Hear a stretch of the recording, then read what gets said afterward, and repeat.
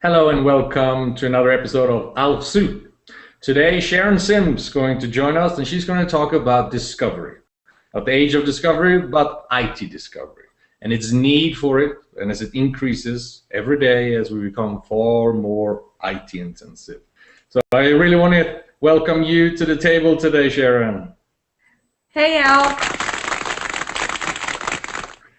So let's start with a quick and simple overview for all my viewers on not so much what discovery is, I think we all understand that, but what is it good for? What's the benefits? Why do I care? Well, so why do you care? Because, you can't really manage what you don't know. You can't optimize it if you don't know what you've got, right? That makes perfect sense. Yeah. And so, what most people are doing if they don't have an automated discovery tool is they're trying to maintain this information manually. Yeah. And, you can imagine. Let's put people, going out inventorying your data center with a clipboard, right? Yeah. Trying to write this stuff down. And, every customer I talk to, they say, we've needed these tools for so long. And we know that if we're trying to maintain this manually, it's out of date by the time we write it down. Yeah. And then you've got the fact that you've got a spreadsheet for the Windows team, and you've got a spreadsheet for the Unix team. Network team has their own spreadsheet. They're not connected. So, it's just like you need to have a central repository of what you've got in your data center and a repository of all your client devices as well.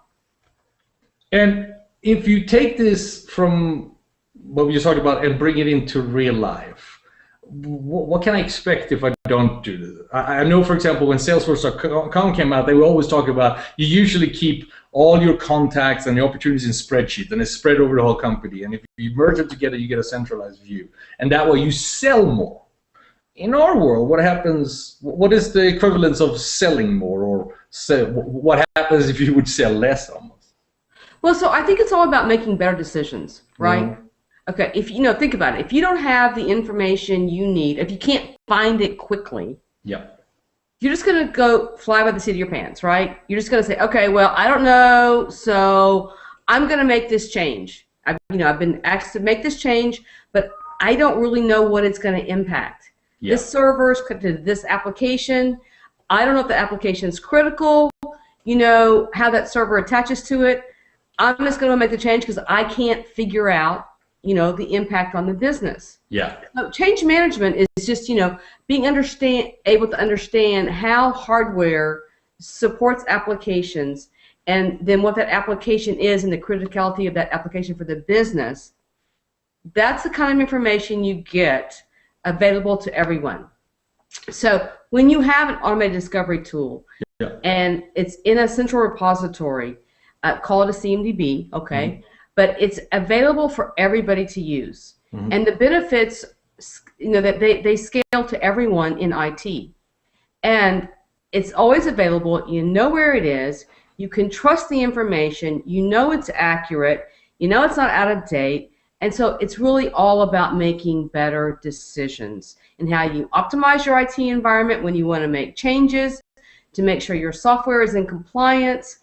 There's just a huge number of benefits of having this information available in a central repository. And so should every company do this? Anything from mom and pop shop to the larger corporations, or is there certain filters in place? Well, I think I would say everybody needs an automated discovery tool. The only kind of company who wouldn't need an automated discovery tool is if you never have change. But we know that in any IT environment, change is an everyday occurrence. Okay, so I think everybody needs it. And because there seems to be a real synergy between change and discovery here. And one thing that comes to mind when I think about it is how more IT intensive we are today. Like bring your own device, web this, web that, social up, social down. It's everywhere. We're becoming one step closer to becoming robots ourselves. So IT is everywhere. What do you think is going to happen over the next few years, or in the next year, if you will, around not only solutions that are available, but the thinking about IT discovery? Is it going to be same old, we're just going to handle it, or is there any paradigm shifts awaiting us? Well, I think that that IT continues to become more complex, and anytime it's more complex, we have public clouds, we have private clouds, we have hybrid clouds, right? Anytime we have different areas where we're trying to manage IT, we've got resources in different areas. Mm. You've got to have a way of knowing what you've got in each of those environments. Mm-hmm. So I think it's going to even increase in intensity because I need to know what's in my public cloud. I need to know what resources and applications are in my private cloud. Mm-hmm.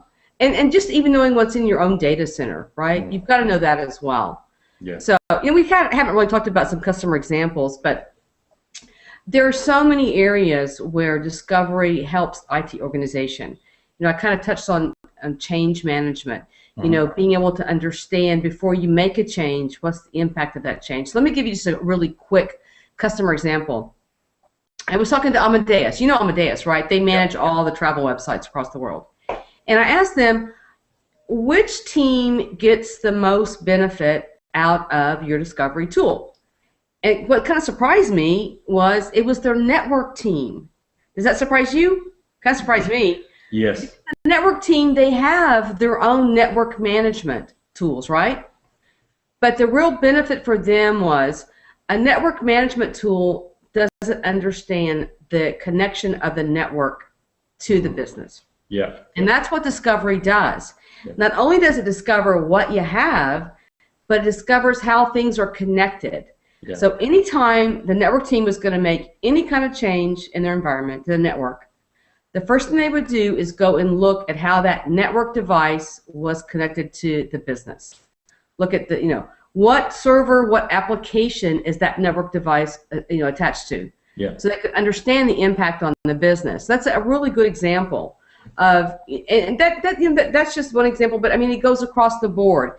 Anytime you're going to make a change, you need to understand what's the impact on the business. Is it a critical business application that, let's say it's payroll, okay? You're going to run payroll tomorrow. Yeah. Maybe I don't want to make that change today. Maybe it's a lower, important business application. So, okay, go ahead and make that change. But being able to really it's all about making intelligent decisions by having the right information. Yeah, no, as one of the larger media outlets wanted to use asset scanning just to do the audits of their data centers much faster. What they found out that was the least of the benefits they gained. Their service desk became substantially more productive because now they knew what was in each laptop, in each server. Oh yeah, absolutely. And that was a benefit. Things are connected. And when you have an integrated solution, let's say, for example, I'll refer back to payroll. Okay, payroll application is down. In my help desk, I can go in and I can see, okay, I see the servers that support the payroll application, right? Yeah. I can see, oh, we made a change on that server yesterday. That might be what's causing the outage. So having an integrated solution where you can see really what's going on in your IT environment, that is so helpful to be able to resolve incidents faster and really improve your mean time to repair. It is. Let me ask you this: you carry a lot of knowledge. You've been doing this for how long now? About 3 years. Three years for discovery. And you've been in ITSM for how long? Oh, let's see. That goes about 6 years. So, and we talked about this in this series with women in IT about the sometimes not necessarily difficulties or challenges, but how they go on a different track than male in their own male-dominated industry. So when you talk to customers and partners and so on, and you leverage, because you have so much passion, there's so much knowledge to share, do they take you as seriously as if a guy like me would come in? Have we overcome this whole thing that you're a woman, I'm a man, and thus I listen to you in a different way? Or is it the same old same? Well, you're probably right. I'm pretty passionate, and I get, I'm pretty passionate about what I do. I've been with BMC for 17 years, and when I joined BMC, I came from the IT department. So I was, this is going to show my age, okay? But I was BMC's webmaster. How far back does that go? Remember that term? Yeah. Time ago. I was BMC's webmaster, and so then I did IT for I think about 3 years. Then I moved into development, and I was managing a development team. And then I got into marketing because marketing was always my passion. You know, I really love being able to share experiences and what our products do and the value they bring to our customers. So I think probably the difference might be for me as a female, I get really excited and, you know, I'm pretty automated. Yeah. That's why we invited you to the zoo. You're perfect for this show. About sharing, you know, the kind of benefits that customers get from this. And I love talking to customers because, you know, I hear so many wonderful stories about how our products have really helped them be successful. And, you know, take their workload. We know we're all overworked. Too much to do, not enough time to do it. But being able to automate some of these functions like discovery, maintaining an inventory, automating that, it puts those people able to do something more productive with their time besides having their little, you know, their notepad and going out and trying to inventory things. Yeah. I mean, these kind of tools, they pay for themselves typically in 3 to 6 months, you know, and the payback can be huge. Let me give you another example. Yep. Talking to it's a U.S. government entity in Norway, and they saved $18 million by using discovery to basically find out what kind of software they had. They were way out of compliance, okay, big time. So you know, being able to automate that whole software compliance process, and know that they're in compliance now and on a day-to-day basis. They know when they're exceeding compliance, but $18 million because they were able to identify where they were out of compliance and then basically get themselves in, optimize their software so that they were in compliance. I mean, that's huge, $18 million. But these kind of things happen all the time. Yeah. Another example is there's, again, thinking about compliance, is, you know, there's PCI compliance for the credit card payment industry. There's NERC compliance for the electrical regulatory industry. Anytime you've got any kind of government compliance, you've got to produce reports. And these are things like how many, you know, do you have the antivirus software running? Do you have the open ports? Try to do that manually. People typically have 1 to 2, you know, headcount devoted full time trying to maintain those reports. With an automated discovery solution, you've got that information at your fingertips. And so you're automating that whole compliance reporting. So I can't overemphasize the value of automating this whole process of trying to understand what you've got in your IT environment. Because it's just not, it's not cost effective to try to do it manually. No, and I think that's been quite well documented, and I really love the way how you brought those type of thoughts alive with the customer examples.